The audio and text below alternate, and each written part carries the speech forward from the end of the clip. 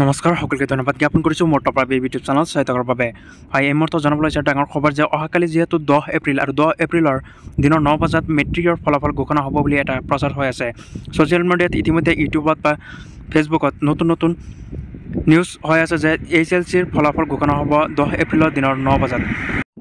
আৰু মুখ্যমন্ত্ৰী ডাঙৰীয়াই টুইট কৰাটো এইটো কিমান সঁচা কিমান মিছা আজি ভিডিঅ'টো যোগেদি জনাবলৈ চেষ্টা কৰিম। হয়, ইতিমধ্যে যিহেতু টুইটাৰত টুইট হৈছে যে মেট্ৰিকৰ ফলাফল অহাকালি দিনত 9 বজাত বা 10 বজাত ঘোষণা কৰা হ'ব, কিন্তু এতিয়ালৈকে অফিচিয়েল ৱেবছাইটত ঘোষণা কৰিছে নে নাই মেট্ৰিকৰ ফলাফল কোনদিনা দিব।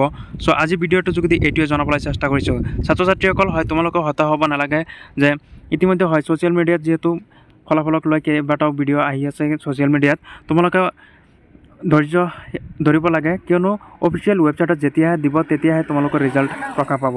এতিয়ালৈকে তোমালোকে চিন্তিত হ'ব নালাগে যে কাইলৈ ৰিজাল্ট দিব, হঠাৎকৈ তোমালোকে চিন্তিত হ'ব নালাগে। তোমালোকৰ ৰিজাল্ট কেতিয়া দিব, অফিচিয়েল ৱেবছাইটত যেতিয়া দিব তেতিয়াহে তোমালোকক স্পষ্টকৈ কোৱা হ'ব।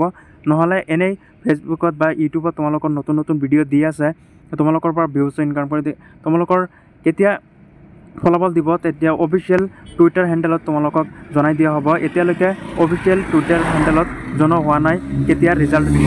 হয়, ৰিজাল্টৰ টাইম ঘোষণা কৰিব হ'লেও ৰাতি 9 বজাত তোমালোকৰ ৰিজাল্টৰ টাইম ঘোষণা কৰিব পাৰে।